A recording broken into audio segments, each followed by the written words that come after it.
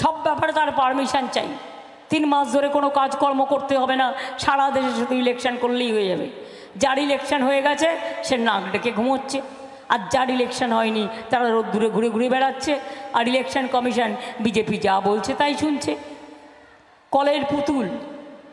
কলের পুতুল যেমন ঘোড়ায় চাবি দিয়ে ঘোরাচ্ছে আর ঘুরছে। মনে রাখবেন, হলদিয়াতে আমি রেলমন্ত্রী থাকাকালীন দীঘা তমলুক কে করেছিল মনে আছে না ভুলে গেছেন? আমরা তো তাড়াতাড়ি ভুলে যাই, তাই না?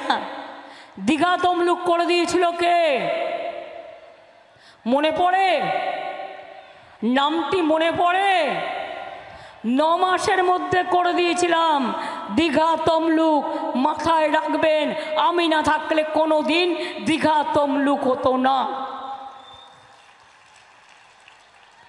রেলমন্ত্রী থাকাকালীন Haldia Asansol express, Haldia Chennai express, Puri Digha express, Panskura Haldia double line, হলদিয়াতে ডিএমইউ কোচ ফ্যাক্টরি, এছাড়াও মনে রাখবেন Tamluk Digha rail line, Digha Jaleswar Puri rail line, Digha Palichak rail line, Tamluk Basulia Sutahata double line, Malda town Digha express via Rampurhat, এগুলো আমি করেছি।